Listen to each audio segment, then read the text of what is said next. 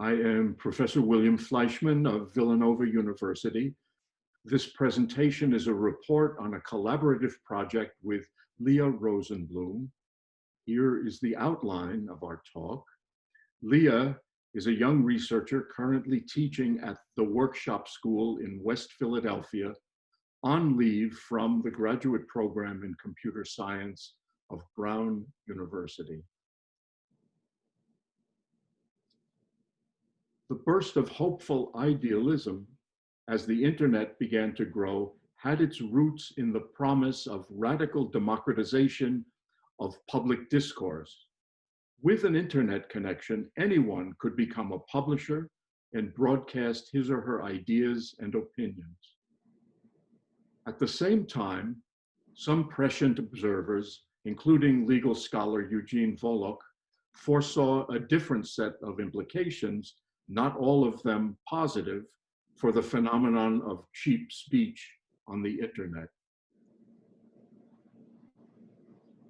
The First Amendment to the US Constitution is our fundamental protection against censorship of speech by the government. Legal scholar Tim Wu posed this provocative question in response to widespread and increasing deployment of alternative strategies and to punish or drown out disfavored speech.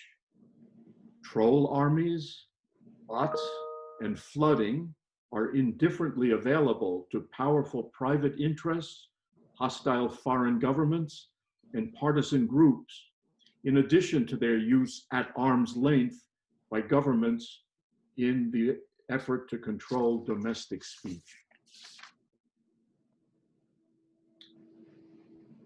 Threats, incitement, abusive and harassing speech. Here is an overview of methods used to inhibit and control speech of others. Although regularly employed by angry individuals, these are routinely intensified by organized many-to-one assaults. Nevertheless, it is important to protect speech online. Activists and organizers used online forums to discuss and promote revolutionary ideas and plan actions. These platforms are vital for their immediacy and accessibility. Censorship laws can be used to silence activists and destabilize legitimate movements. Corporate interests like big oil also play a role in silencing activism online. UK counterterrorism labeled climate activist organization Extinction Rebellion as an extremist ideology, which could potentially be immediate permanent dismissal from online platforms. In 2016, Facebook removed an independent media stream of the Dakota Access Pipeline demonstrations for violating community standards. And Facebook in particular has a streamlined law enforcement portal where they can request information on users. Finally, it is important to remember that extreme speech is defined by people in power. Censorship laws created to protect one group can be wielded against that group later. The American Civil Liberties Union, for example, defended the right of neo-Nazis to peaceably march through a Jewish neighborhood in Skokie in 1978, a historically Jewish neighborhood, knowing it would be necessary to protect civil rights in the future. Incitement is one of the important limits placed on freedom of speech. Violent speech is protected unless it is meant to incite imminent violence. The interpretation of imminent, however, has proved difficult for the courts. But as private entities, social media platforms are free to establish norms of permissible speech. The problem is always consistency in applying these norms.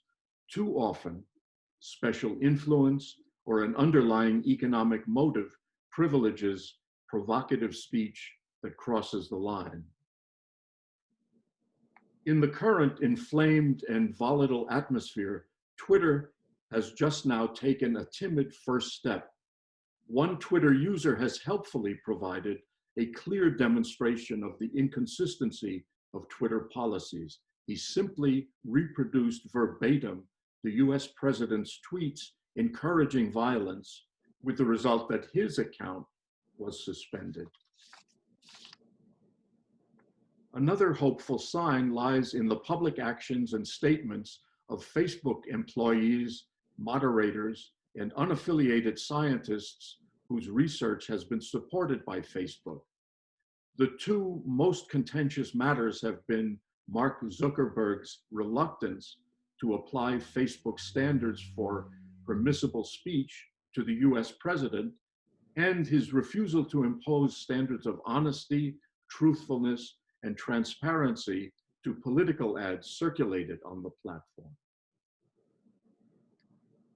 When it comes to soft incitement, statements clearly intended to incite violence but playing the fine line of the legal standard, there are two things wrong with giving latitude to a powerful public figure.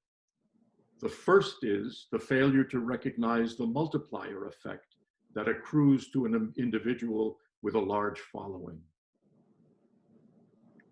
The second is that it speciously arrogates to the platform the role of official channel of communication.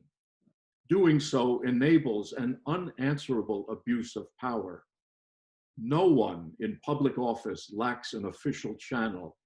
Let this be used for these low purposes. It will underscore dramatically the abuse of office. Finally, there's the question of whether social media companies are purely technology companies or publishers. Facebook, in particular, has been shameless in exploiting a lag in social and legal evolution in the face of the rapid build-out of social media platforms. When it is convenient, Facebook hides behind Section 230 of the Communications Decency Act to avoid liability for material posted on the site. But whenever challenged in court, it asserts the contradictory right of publishers to edit and censor selectively.